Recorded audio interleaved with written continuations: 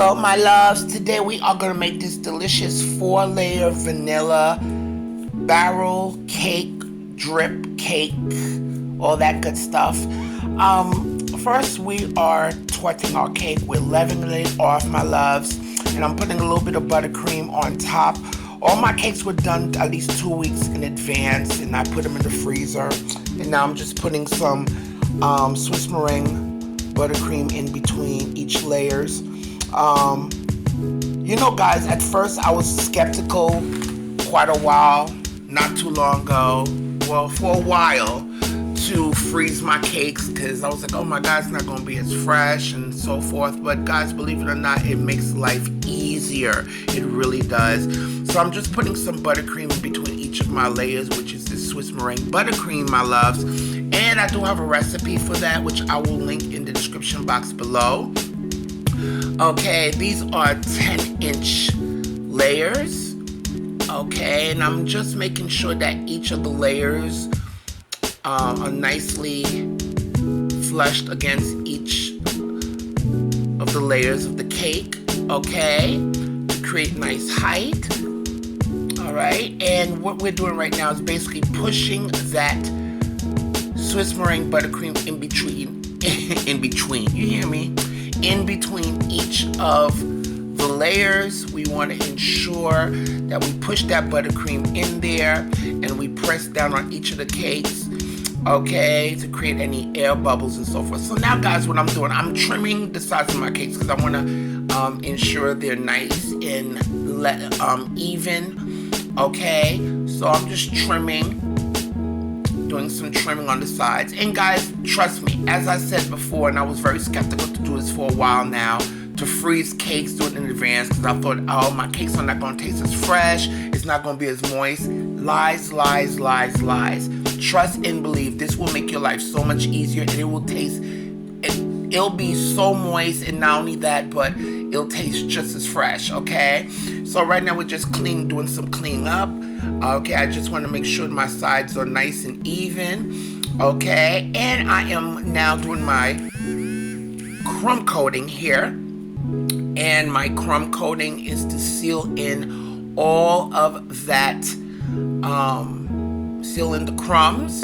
All right, but I'm pushing that frosting in between those grooves, my loves. As you can see, I am pushing that frosting in there. Okay, and the crumb coating is just to make sure you don't have no crumbs, you know, while you're doing the second coating of frosting. And now I'm just smoothing the sides, and basically we are just smoothing this out, okay, ensuring everything is nice and coated. And guys, if you're traveling with this, I did take a dowel and put it in the center of the cake because I know I'm traveling with this. And I did speed up this process for you guys to see how I do this. Okay, and now we're just leveling off to create nice straight edges here. I'm creating like a swooping method on the top. As you can see, when I was coating the cake, there was like a lip of frosting on top, and all I was doing was taking my spatula and bringing the frosting towards me, just gliding it towards me to create these nice smooth edges. So you want to have that lip of frosting over the edge of the cake. Okay, so when you bring it into you, that's what's going to help give you that nice smooth edge, nice crisp edges. And now I'm using my scraper here, and I'm smoothing it out. And what we're going to do after that, guys, we're going to take this, put it in the refrigerator. I did this overnight. I did this the night before, but if you're quick for time, you could do this and pop it in the freezer, and it'll harden really quick. Now we're putting in our second coat of frosting, my loves, of this Swiss meringue buttercream. And what I really love about this frosting, guys, is that it is so good, so smooth. Again, I do have a video that I will link on how to make this Swiss meringue buttercream. It's not overly sweet, and people enjoy it, you know. Now, if you live in a very, very, very hot area like Florida or Arizona, and this cake's got to be outside, I, in my opinion, would not recommend this frosting because, it depends. You need a nice cool, light temperature, nothing too hot, because don't listen to the lies. Will is going to hold, it's stable, in a nice, decent temperatured area.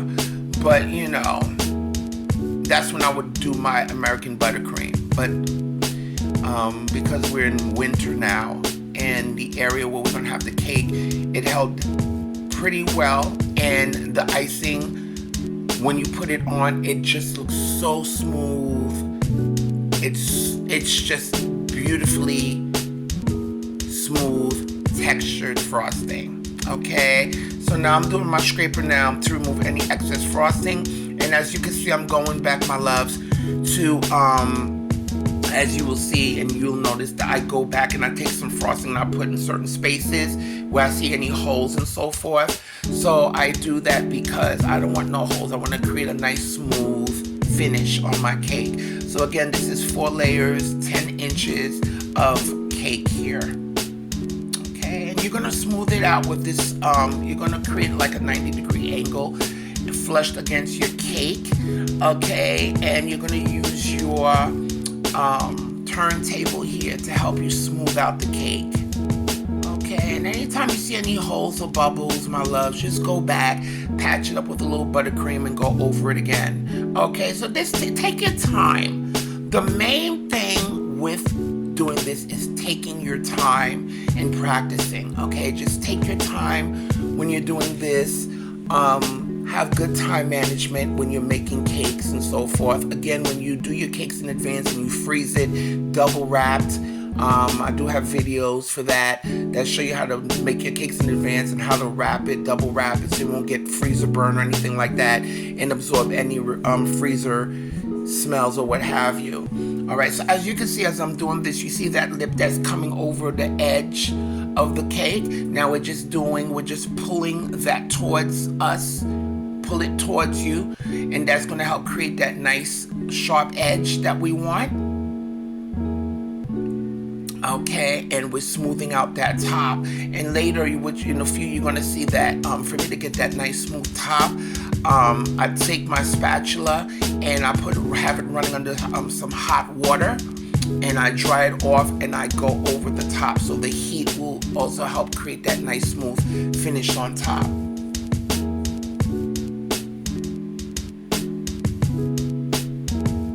Okay, we're gonna clean our edges of our cake board. Okay, so now I'm taking my spatula, and of course, like I stated, made it nice and hot under hot running water, dried it off with a paper towel, and I'm just going over the surface to give me the nice, clean, smooth finish on top of my cake. And after we're finished with that, my loves, we are going to take the cake and we're going to pop it back in the refrigerator or freezer. Take it back out. Now we are going to work on our drip. Now you could use whatever drip. This one was simply, I used this drip I'm doing is in rose gold. So I took about some rose gold, a little bit of confectioner's sugar, and some lemon extract to make the cake drip. Okay, and it's all based on the consistency and how thin you want it and how far you want it to drip down your sides and so forth. But as you can see, I'm working on the sides right now, and the thicker it is, the shorter the drip, the looser the drip. The looser the drip, the longer it'll flow down the sides of your cake. Okay, and I'm just taking my time here. And this is for my aunt's 80th birthday party. Birthday cake here. Very classic, simple. And it's all about practice, guys. Nowadays, you can do so much. Go on YouTube, study, look at what other bakers are doing, and adapt your own style. And that's how you learn. Practice, practice, practice. Come up with your own styles and adapt. And that's how you do it. Now I'm taking some sugar flowers, my loves. Some of them I dusted with some white luster dust, some pearl dust, white pearl dust, and some I took some of the rose gold, and I dusted a few of them with that to stain them a little bit, okay? And have some toppers here with some happy birthday. One says happy 80th birthday Yolanda, which is my aunt's name. And just go with the feel. It's all about going with the feel and let yourself go, experiment, take your time. And the cake, complete cake, when I got to my mother's house, this is when I finished putting the rest of the toppers on with the balloon and the happy birthday candles and so forth, my loves. But as you could see, put it out there, and I left it in a nice cool by the air conditioner, so when it was ready to cut the cake, we could bring it down and downstairs to cut the cake. But this is the cake, my loves. Please leave me your comments, and don't forget to subscribe to my channel. Give me a thumbs up, my loves, and I really hope you enjoyed this video. We'll talk soon. Bye.